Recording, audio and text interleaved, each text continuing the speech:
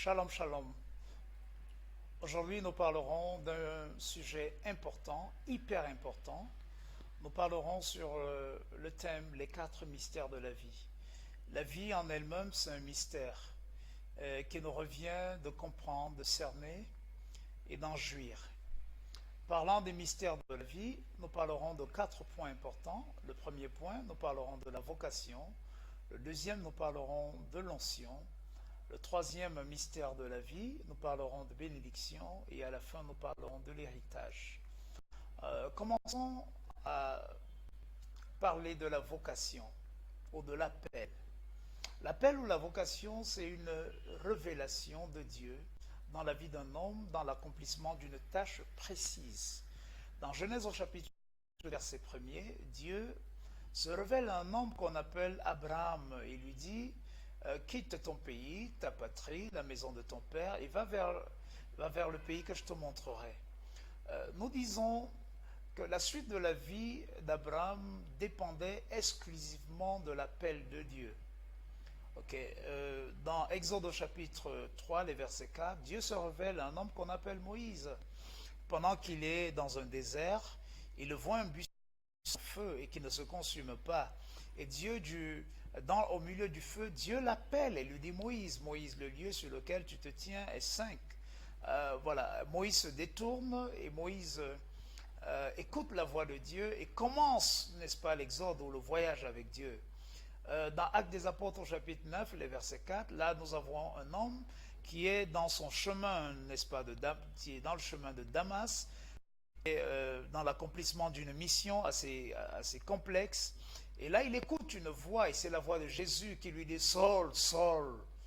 Il se détourne pour voir, et de cette voix, il entend quelqu'un qui lui dit « Je suis Jésus que tu persécutes ». Nous disons que le reste de la vie de cet homme dépendait exclusivement de l'appel qu'il a reçu. Sans appel, sans véritable vocation, il n'y a pas de profession. Tout homme, toute femme impliquée dans une profession sans appel ou sans vocation, je vous dis, toute profession qui n'est pas adossée sur un appel, sur une vocation, est une profession morte, une profession vile qui ne produira rien. Donc tout commence par l'appel de Dieu. Dans la vie de chaque homme, il doit avoir un appel. Dans la vie de chaque femme, il doit avoir un appel. Nous disons que pour que la vie ait son plein sens, il doit avoir un appel qui est une vocation, qui est un chemin tracé par Dieu pour l'accomplissement de quelque chose de précis. Sans appel, il n'y a pas d'accomplissement, il n'y a pas de profession, il n'y a rien d'autre. Donc tout appel est la phase initiale quand Dieu veut utiliser un homme dans le domaine ecclésiastique, dans le domaine des affaires, dans le domaine de l'administration, dans le domaine du commerce, quel que soit le domaine de la vie, vous avez besoin d'un appel. Et l'appel, il est fait par Dieu. Parce que chaque homme qui vient sur la planète Terre, il y a un agenda arrêté par Dieu. Un agenda arrêté par Dieu. Des choses que cet homme doit accomplir jusqu'au terme de sa vie. Et sans appel, vous ne serez pas mis dans le couloir de Dieu, dans l'axe de Dieu, pour l'accomplissement des choses pour lesquelles il vous veut sur la terre. Vous vivrez une vie sans direction, sans orientation, sans objectif atteint, sans résultat. Parce que l'appel de Dieu, c'est la phase initiale de la direction, de l'orientation de Dieu dans la vie d'un homme. La deuxième chose, le deuxième mystère de la vie, c'est l'onction. Il n'y a pas d'onction sans appel. L'onction sous-tend l'appel. David a été oint 3 fois parce que David a été appelé à la royauté. Pour régner, il avait besoin d'une onction. L'onction, c'est la capacité que Dieu donne pour l'accomplissement de la tâche que Dieu a préalablement révélée à l'homme. Paul, dans Actes des Apôtres au chapitre 9, le verset 17, après qu'il fut appelé par Dieu pour être un instrument.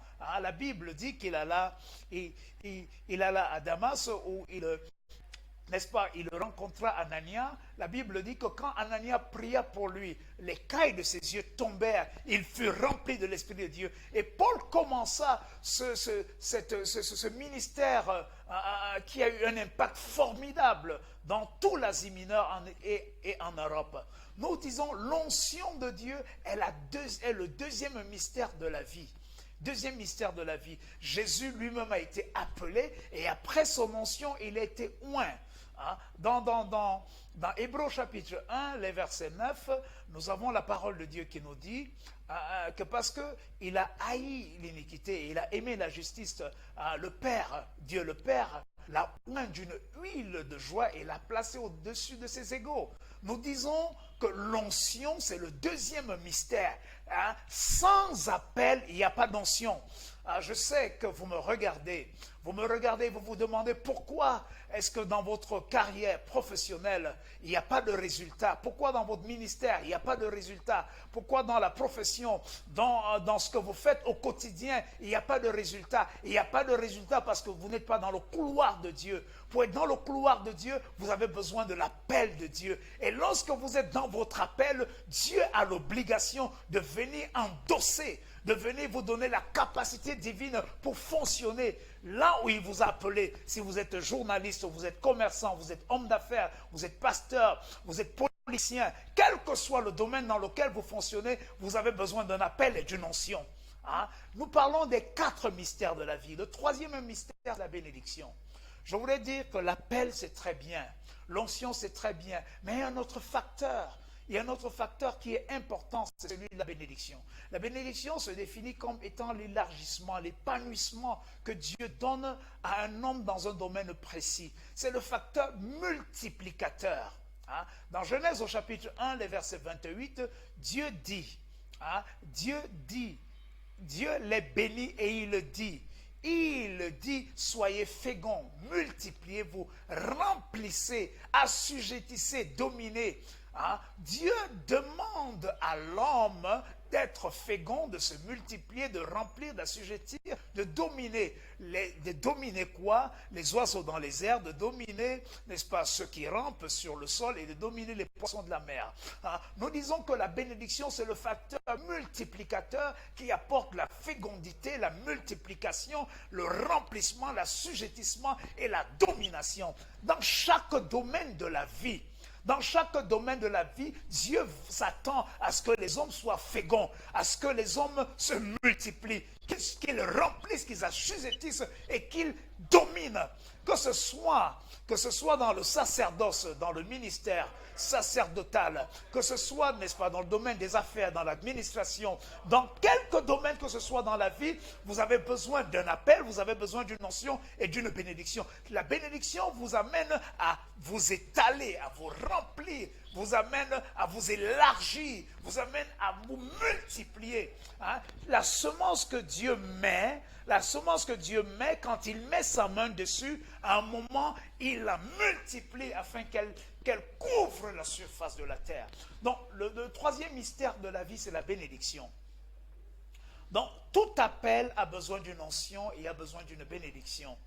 La quatrième chose, la plus importante, je dis la plus importante, c'est l'héritage. L'héritage, c'est la transmission des valeurs, c'est la transmission des compétences, c'est la transmission, n'est-ce pas, des normes. Et nous disons qu'il n'y a pas de vie sans héritage. La vie, elle est limitée dans un temps précis. Mais Dieu, dans sa pensée, voit la vie comme, n'est-ce pas, comme étant un voyage éternel. Et nous disons ce soir que tout héritage, c'est la capacité de transmettre à la génération future, je vais dire les normes, je dis les valeurs et les compétences que l'on a acquis. Dans Luc au chapitre 15, les versets 31, nous avons, n'est-ce pas, nous avons le Père et le Fils. Nous avons un homme qui avait un héritage assez consistant et qui avait un fils qui ne comprenait pas ce que c'est. Et un jour, il est venu demander à son père la part d'héritage qui devait, n'est-ce pas, lui échoir. Et la Bible dit que le père lui donna cet héritage et il alla dilapider, gaspiller son héritage. Mais lorsqu'il reprit conscience et il revint dans la maison de son père, dans Luc au chapitre 15, des versets 31, le père lui dit « Ce qui est à moi est à toi ». L'héritage, c'est la capacité de transmettre ce qu'on a n'est-ce pas, à la génération future. Et quand nous regardons les Écritures, tous les hommes et les femmes qui ont travaillé, qui ont œuvré avec Dieu, ont eu un héritage. Abraham a transféré son héritage à Isaac, il a transféré à Jacob. Moïse a eu un héritage qu'il a transféré à Josué. Élie a eu un héritage qu'il a transféré à Élisée. Jésus a eu un héritage qu'il a transmis à ses disciples et à toi et à moi. Dans Galates au chapitre 4, les versets 7, la Bible dit que nous ne sommes plus esclaves, mais nous sommes héritiers. Je voulais t'annoncer que tu es héritier de Dieu. Tu es héritier de Dieu. Si Jésus a passé 3 ans et demi sur la terre à emmagasiner des compétences, des valeurs, à emmagasiner des choses, il avait pour but, pour cible, toi et moi. Et il a transmis tout ce qu'il avait de plus cher, tout ce qu'il avait de plus beau, tout ce qu'il avait de plus grand. Il a transmis à ses disciples et à toi et à moi. Je voulais te dire que la vie ne consiste pas dans la longueur, dans la grandeur, mais dans la capacité à transmettre. Il n'y a pas de succès sans successeur. Et il n'y a pas de vie sans transmission de vie. Je voulais t'annoncer que les 4 mystères de la vie, c'est non seulement l'appel, c'est l'onction, la bénédiction et l'héritage. La question est de savoir, qu'est-ce que tu fais de l'héritage que Dieu t'a donné? Cet héritage doit être transmis. Je voulais te dire que l'importance et la grandeur d'un homme, ce n'est pas dans la dimension de la vie à la Métusséla. Ce n'est pas dans la dimension de la vie à la Métusséla. Ce n'est pas parce que tu auras passé 450 ans, quand tu auras passé 600, 800 ans, que tu seras un homme important. L'importance d'un homme se traduit, se mesure à l'impact, à la dimension, au contenu de la vie et de la transmission qu'il a fait à la génération future. En 3 ans et demi, Jésus-Christ a impacté ses disciples et a répandu son message, sa vie et son onction sur toute la planète Terre. Je t'annonce qu'il est important que tu sois dans un couloir qu'on appelle un appel, qu'on appelle une vocation, pour que tu reçoives une onction. Si tu n'es pas dans ton onction, si tu n'es pas dans ton appel, tu n'es pas dans ta vocation, tu ne seras pas oint. Dieu oint ce qu'il appelle. Dieu multiplie ce qu'il a oint. Et Dieu transmet. Dieu transmet ce qu'il a béni. Je t'annonce, au nom souverain de Jésus, pendant que tu m'écoutes, que tu vas entrer dans ce mystère, le mystère de la vie, en demandant à Dieu de t'orienter, de te guider, de te montrer ton appel, de te montrer ton appel. Si tu ne sais qui tu es, si tu ne sais à quoi tu as été appelé, ta vie n'aura pas d'impact, ta vie ne sera pas bénie et il n'y aura pas une transmission. Je comprends pourquoi beaucoup d'hommes et de femmes ont peur de s'arrêter, ont peur de quitter, ont peur d'abandonner. Beaucoup de gens gèrent un pouvoir peut-être spirituel, peut-être économique, peut-être politique, et ils ont peur de s'arrêter. Mais je voulais te dire, si tu connais ton appel, tu connais ton onction, tu connais la bénédiction qu'il y a, tu n'auras pas peur de transférer, de transmettre à la génération future. Je te dis que l'importance et la grandeur d'un homme consiste à discerner son appel, consiste à recevoir l'onction de Dieu, consiste à entrer dans la bénédiction de Dieu et consiste à transférer l'héritage que Dieu a donné. Pendant que vous m'écoutez, je voudrais commencer par le point numéro 1, le point cardinal. Si Dieu ne se révèle pas à toi personnellement, tu vivras une vie de désordre, une vie confuse. Tu iras dans toutes les directions, tu toucheras à tout, mais rien ne marchera pour toi. Tu ne produiras aucun résultat et ta vie sera insignifiante. Tu vivras comme un cafard, comme un lézard. Tu vivras comme un animal qui est né, programmé pour mourir, sans jamais laisser un impact, une trace sur la terre. Je voudrais te dire que l'éternité dépend. Elle dépend de ton présent. Elle dépend de l'impact que tu auras produit dans ton temps présent. Dans ton temps présent, tu peux laisser des traces. tu peux laisser des traces qui auront un effet éternel. Je voudrais que tu pries avec moi afin que Dieu se révèle à toi. Comme il se révéla à Abraham, il se révéla à Moïse, il se révéla à Paul, il se révéla aux hommes et aux femmes qui ont créé un impact sur la terre. Il peut se révéler à toi afin que ta vie ne soit pas inutile, qu'elle ait un sens, qu'elle ait une orientation et qu'elle ait un legs, qu'elle ait un héritage. Nous allons courber la tête et nous allons prier.